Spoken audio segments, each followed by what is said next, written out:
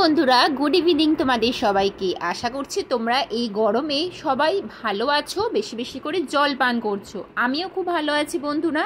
কি করব বলো, গরমে আমাদের বাড়ির গৃহবধূদের তো সব কাজ নিজের হাতেই সামলাতে হবে। যাই কিছু হোক না কেন, রাতের রান্না, দুপুরের রান্না, সকালের টিফিন সব কিছুই কিন্তু আমাদেরকেই করতে হবে। তো বন্ধুরা দেখো, আজকের আমি রাত্রিবেলা কি রান্না করব সেটাই তোমাদের সাথে আমি শেয়ার করতে চলে এসেছি। আজকের এই যে কুমড়োটা আমি ফ্রিজ থেকে বার করে নিলাম, দেখলে বন্ধুরা, এই কুমড়োটা কিন্তু আমার দাদা বৌদি যখন নান্নায় গেছিল, নান্না থেকে কিন্তু এই কুমড়োটা আমাকে এনে দিয়েছিল। তো চলো বন্ধুরা, আজকের আমি এই কুমড়োর রেসিপিটা করে দেখাবো। তো আমার সঙ্গে থাকো, পাশে থাকো, আর অবশ্যই চ্যানেলটাকে সাবস্ক্রাইব করে নাও।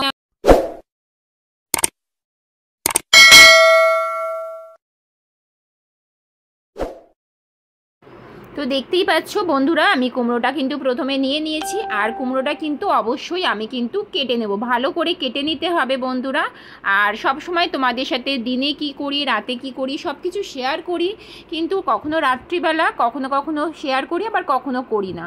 তো যেহেতু রাত্রির বেলা আমি বসে আমি সবজিটা কাটছি, আমি সাধারণভাবেই তোমাদেরকে আজকে দেখাবো কুমড়ো আলুর তরকারিটা করে।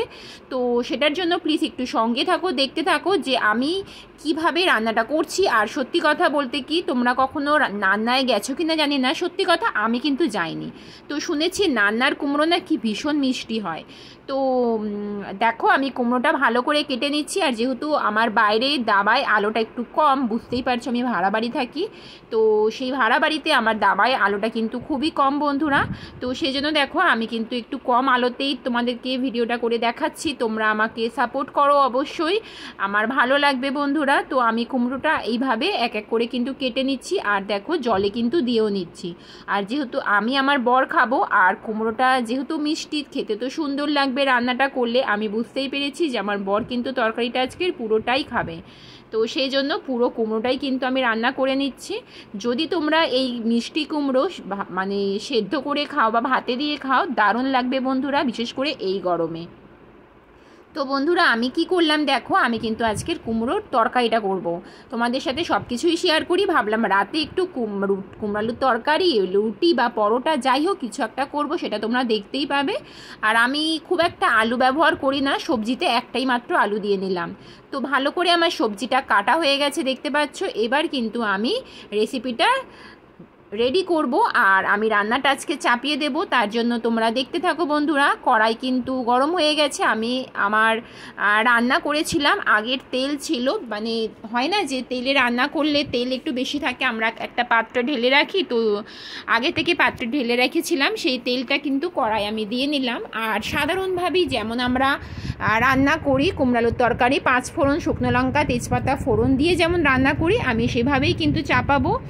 আর আলাদা করে আমি আর কিছুই মশলা এখানে অ্যাড করব না বন্ধুরা, শুধু এই মশলাগুলোই ফোড়নের জন্য ব্যবহার করে নিচ্ছি।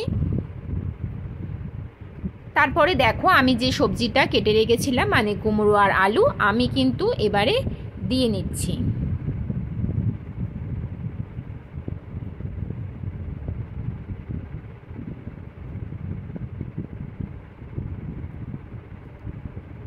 এইভাবে কিন্তু সমস্ত সবজিটা আমি দিয়ে নিচ্ছি। আর তোমরা অবশ্যই বন্ধুরা চেষ্টা করবে গরমে সব সময়ের জন্য হালকা খাবার খেতে। আর এখন যা টেম্পারেচার, 42 থেকে 45 টেম্পারেচার আপ ডাউন হচ্ছে, তো এই টেম্পারেচারে সবসময় পাতলা জিনিসপত্র, মানে পাতলা খাবার খাওয়া, পাতলা ঝোল, একদম মশলা ছাড়া রান্না তরকারি খাওয়া, ভাজাভুজি কম খাওয়া, এই সমস্ত কিন্তু অবশ্যই করতে হবে, এটা মাথায় রাখতে হবে। আর তোমাদের কাছে একটা আমি রিকোয়েস্ট করব বন্ধুরা, তোমরা কিন্তু কেউ কখনো রোদ থেকে বাইরে থেকে ঘরে এসে, মানে চড়া রোদে তোমরা হয়তো বেরিয়েছিলে কোনো কাজে, সেখান থেকে ফিরে এসে কিন্তু অবশ্যই কেউ ঠান্ডা জল খাবে না, সেটা কিন্তু শরীরের পক্ষে খুব অপকার। এটা তোমাদেরকে একটা কথা বলার ছিল, বলে দিলাম, খুব খুব দরকারি কথা বন্ধুরা। দেখো বন্ধুরা, আমি মশলাগুলো অ্যাড করে নিচ্ছি। আমি কিছুটা পরিমাণ আদা বাটা দিয়ে নিলাম, আর স্বাদ মতো আমি এখানে লবণ অ্যাড করে নিলাম। তোমরা তোমাদের স্বাদ মতো অবশ্যই লবণ দেবে। এখানে আমি দিয়ে দিচ্ছি 1/2 চামচ হলুদ গুঁড়ো, আমি দিয়ে নিলাম কিছুটা পরিমাণ জিরে গুঁড়ো, কিছুটা পরিমাণ ধনে গুঁড়ো দিয়ে আমি ভালো করে এইভাবে কিন্তু নাড়াচাড়া করে নিচ্ছি।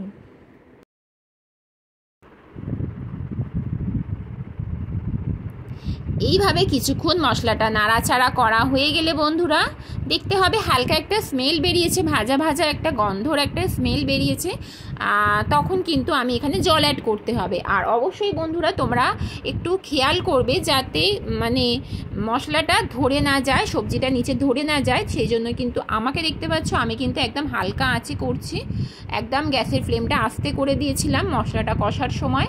আর দেখো আমি মিডিয়ামে রেখে কিন্তু জল দিলাম আর একটা ঢাকনা দিয়ে চাপা দিয়ে দিলাম মিডিয়ামে রেখে। আর এইদিকে দেখো আমি কিন্তু একটুখানি ময়দা মেখে নিচ্ছি, আটা ময়দা মিশিয়েই মাখছি, দুজন মাত্র খাবো।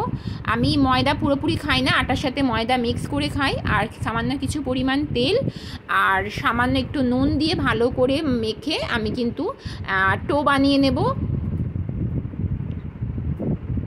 তো আমি এখনও ঠিক করতে পারিনি যে আমি লুচি করব না পরোটা করব না রুটি করব গরমে।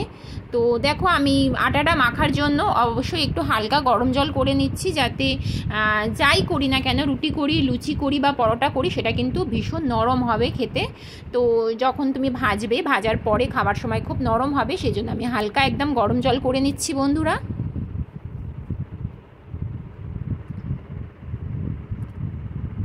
তো দেখো আমি দেখছি যে জলটা মানে হালকা একটু উষ্ণ গরম হয়েছে নাকি, তো গরম হয়ে গেছে। আমি এবারে আটাটা ভালো করে মেখে একটা টো বানিয়ে নেব।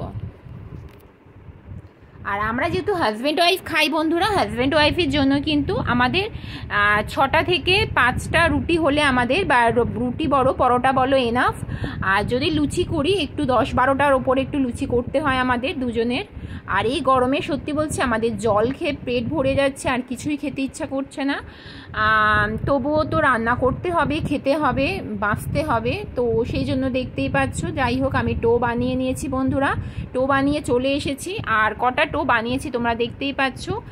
আর দেখো আমি এবারে এখানে পরোটা বানিয়ে নেব বন্ধুরা।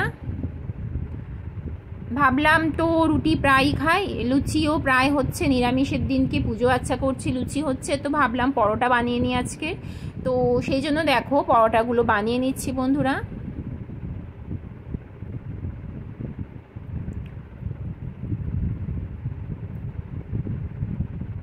অনেক বাড়িতে আছে তেলের মধ্যে ডাইরেক্ট তোমরা এই কাঁচা পরোটাগুলো দিয়ে দাও, তো তাতে কি হয়, শরীরের এটা অপকারী হয়, অনেক তেল শরীরে যায়, সেটা শরীরের পক্ষে খুবই খারাপ। তো আমি কিন্তু কখনোই ভাবে করি না। আগে আমি পরোটাটা ভালো করে দেখো শুকনো একদম চাটুতে আমি ভালো করে ভেজে নিলাম একদম, তারপরে কিন্তু হালকা তেল দিয়ে নাড়াচাড়া করলাম, মানে একদম হালকা তেলেই কিন্তু আমি করার চেষ্টা করলাম। এইদিকে দেখো আমার কুমড়ো আলুর তরকারিটা একদম জল শুকিয়ে গেছে। এবার আমি তরকারিটা নামিয়ে নেব বন্ধুরা। তো নামানোর জন্য কি দিতে হবে অবশ্যই তোমরা একটু দেখে নাও বন্ধুরা। নামানোর জন্য আমি এখানে কি অ্যাড করছি, অবশ্যই ঘি অ্যাড করছি। আর যেহেতু আমার সেদিনকে নিরামিষ ছিল, সেই জন্য আমি একটু ঘি অ্যাড করে নিচ্ছি বন্ধুরা।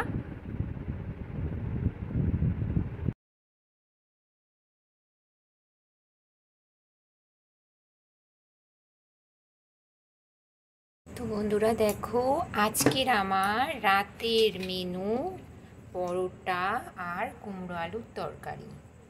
তো বন্ধুরা তোমাদেরকে দেখিয়ে দিলাম আজকে আমার রাতের মেনুটা আবারও। তো আমার ভিডিওটা কেমন লাগলো অবশ্যই জানিও কমেন্ট বক্সে। তো বন্ধুরা আমার এই ভিডিওটা ভালো লাগলে অবশ্যই লাইক কমেন্ট শেয়ার করে দেবে, আর অবশ্যই চ্যানেলটাকে সাবস্ক্রাইব করে পাশে থাকবে। আর আমার এই নতুন নতুন ভিডিও পেতে অবশ্যই বেল আইকনটা প্রেস করে দেবে, যাতে ভিডিও দেওয়ার সাথে সাথে সব চাইতে প্রথম তোমাদের কাছেই পৌঁছে যায় বন্ধুরা।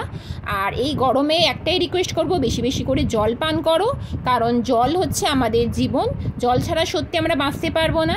তো জল পান করো, ভালো থাকো, সুস্থ থাকো। আর চলো তোমাদের সাথে দেখা হবে নেক্সট ভিডিওতে বন্ধুরা। আজকের মতো ভিডিওটা এখানেই শেষ করছি। অবশ্যই তোমাদের সাথে আবার একটা ভালো রেসিপি নিয়ে কিংবা ব্লগ নিয়ে তোমাদের সামনে এসে হাজির হব। আজকের মতো টাটা।